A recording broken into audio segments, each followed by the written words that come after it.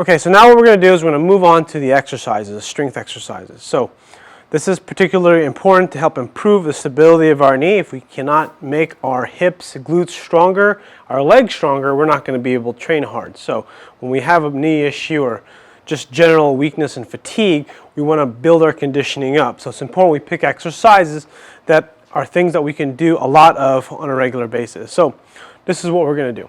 So what we're going to do is I'm going to have you start off by doing a clam, what is called a clamshell. Now it's pretty simple. This is typically traditionally done with a band around your knees, but for the purpose of this demonstration, I'm going to show you without the band. So what I'm going to do essentially is you're going to turn yourself into a clam. Your legs are going to be like a clamshell, and you're going to turn onto your side like this. And then what you're going to do is you're going to push your knee. You're going to try to keep these feet here about 90 degrees at the knee here, but then these feet are touching together. And my body is sort of turned down, like so that way I'm on my side. So my whole body is on my side. And then what I'm going to do is I'm going to lift my leg up as high as I can.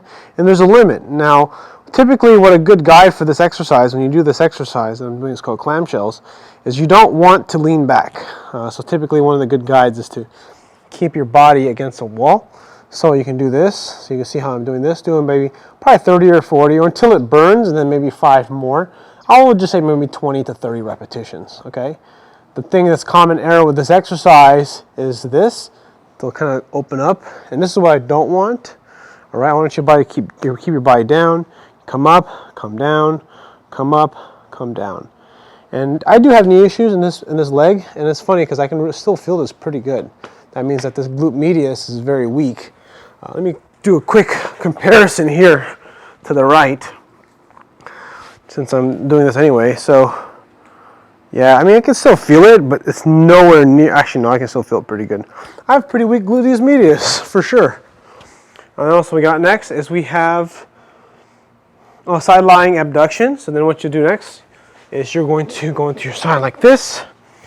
I kind of both legs like this. Okay, you're going to turn your body in, and then what you're going to do is you're going to lift your leg up and then come down, up, and come down. Now it's important with this exercise, you want to turn the knee in slightly so the knee is pointing forward, and then you're going to come up, working the glute. A lot of people will come up and they'll turn the leg up. I don't want this at all.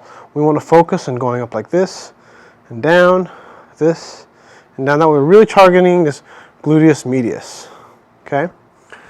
We'll do about 20 of those on each side. And then we have single leg RDL. Now this is a little bit challenging, and you may need to use assistance for this if your balance is not good. This is perfect for home because you do them on bare feet. It helps strengthen your feet, the muscles in your calf, and it also helps improve the flexibility in your calf when you do them barefoot because your foot's flat on the ground. And a single leg RDL looks like this: balancing on one leg, reaching down, touching the ground, coming back up. Because you get a good stretch in the hamstring, you have to use this glute to stabilize, you have to use your ankle to stabilize, down. And you can see how this back leg here is swinging back and then going down. Okay? You're going to do 15 repetitions of those. Let me show you from the front with the other leg. So if I'm using my right hand on my left leg, reaching down, coming back up. And then if you want, you can use assistance, like I'm using this foam roller here. You know, that's fine. Or if you want, you could use like I use a refrigerator to hold myself. Come down and come up. And that's totally okay too. Do 15 reps. What's important again with all these exercises, which I actually should have mentioned earlier, is making sure you suck in your stomach, you tighten your abdominals, and you keep them engaged the entire time. All right, next we have a single leg partial squat. Now this one's very specific that I don't want you to bend your knee too much because I don't want you to irritate your knee joint, especially on that weaker side. So what I want to see you do is you find some form of assistance. I'll just use this.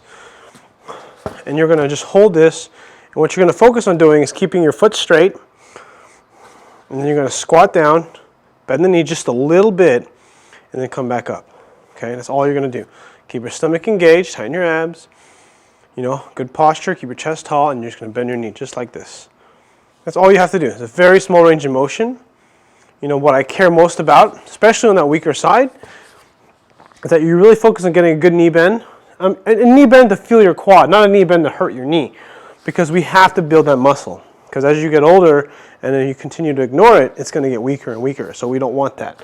So again, coming down, coming back up. Again, you go down to what you can tolerate, then come back up. What we care most about with this exercise is that we want the foot to be as stable as possible. So you want to make sure that you have, it's like the tripod effect, like you have your foot, and I'll just take my shoe off.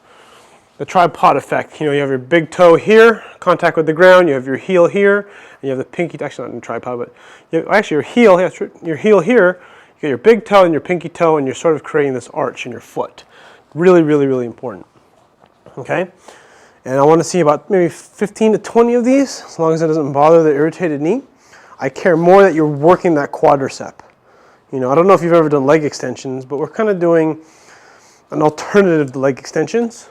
And then what else do we got? So that's what we have. I want you to do 2 sets on everything with this little mini. I actually did it as a circuit. You don't have to do it as a circuit, but I care that you do this. This is something you're going to do about 4 days a week until we can build ourselves to a stable level of strength so that we can push our knees better.